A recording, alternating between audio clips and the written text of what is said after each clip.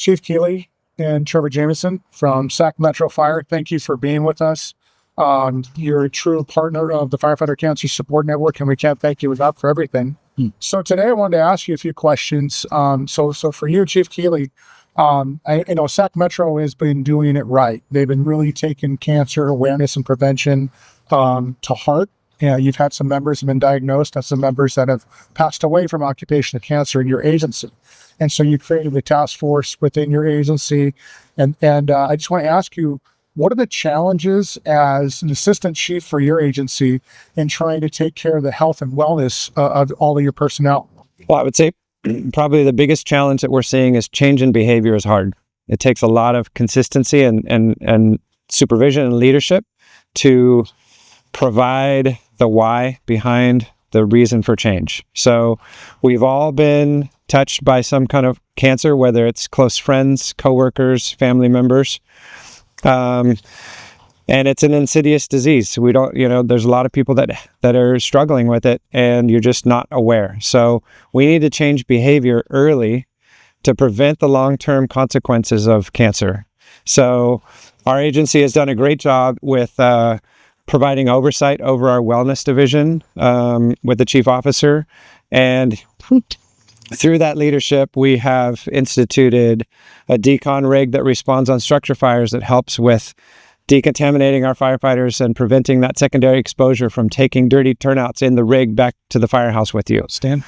We have decon bags where our members are expected to put their turnouts in their decon bags before they put them in their personal vehicles to travel between firehouses to prevent that exposure as well, because they even though we launder our turnouts after structure fires, there's still exposure, there's still off-gassing that occurs, especially in the hot summer environment that we have in Sacramento. And if you put your turnouts in the vehicle with you and it's locked up at 110 degrees, you're going to get in there and you're going to breathe some kind of secondary contamination. We use the storm stick after structure fires to decontaminate the large amount of gross decontamination, get all of that stuff off of the personnel before they come off of their MMR. So preventing that secondary exposure is critical to our agency, and I think we've done a really good job in instituting a lot of programs that are leading us in the right direction. That's outstanding. We call that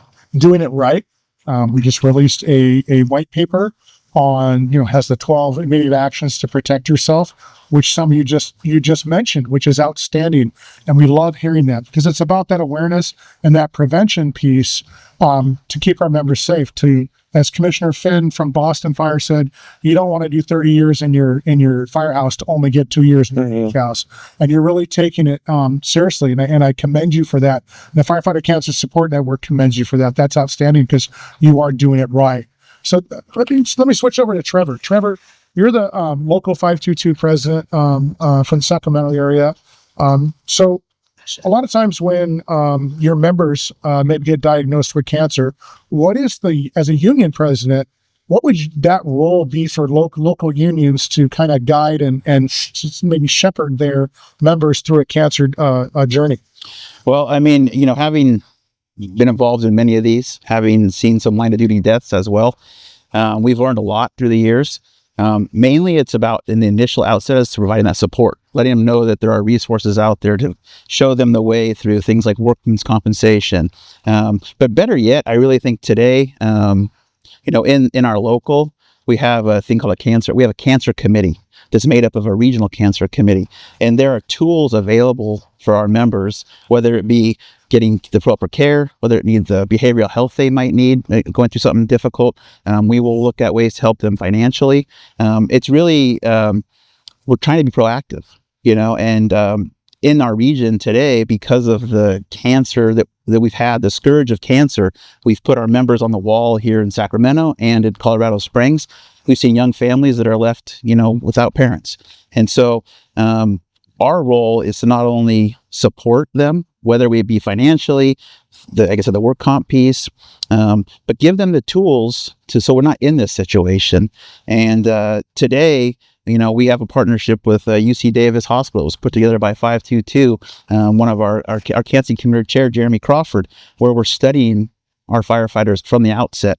We did regional skin cancer testing for anybody, whether it be a active duty, family, retiree. So it's more, we've seen the changes. We're seeing the diagnosis has come in. So it's the proactive nature we're taking to try to prevent it in collaboration with our agencies, like you just heard Chief Keeley talk about. I mean, that change is hard, but I think the continued collaboration and the looking at what's the best practices and instituting these best practices is just key. And that's fantastic. I love the proactive approach that you're doing with your membership, and that is absolutely outstanding. So when we talk about collaborating with labor and management, what does that look like within SacMetro? How has labor and management come together to tackle these issues? Well, I'll say one thing that's been absolutely fantastic, especially with SacMetro, and I think it's going to benefit the whole region itself with Local 522, is in our last MOU, we were able to negotiate what's called a wellness benefit. And depending on funds, the SacMetro gives Local 522 a wellness benefit of a fixed amount. And it's a large sum of money. And we are studying how to actively use it right now. And so what we've done from Local 522 is we've supported members of our executive board and members of Metro Fire to go out and look at some of the best practices, whether it be in cancer, work comp. And so that's what that looks like. It's a dollar amount that our fire chief, our board of directors, our community has given to the local to find a way and a pathway forward to do it on our own and support our members. And it could be a financial support, it could be testing. So we're really looking at it, and it's going to continue for, we think, the next 2 to 3 years. And so that's one of the greatest benefits we have. That's fantastic. So it shows a true culture change then, Chief, with, you've been in the fire department, both of you have been in the fire service for quite a number of years, and we're seeing labor and management come together to tackle these issues together, because truly it's about community, right? It's about taking care of the health and safety of our firefighters, and then of course our brothers and sisters in your membership. I commend you. That's outstanding. It just shows true collaboration, how labor and management come together and create a true culture change within your agency, because that's the toughest piece. And I have to say, I have to commend both of you and Chief House and the SacMetro Fire Department, because you're doing it right. So thank you very much. Thank you. Appreciate it. Thank you. Thank you.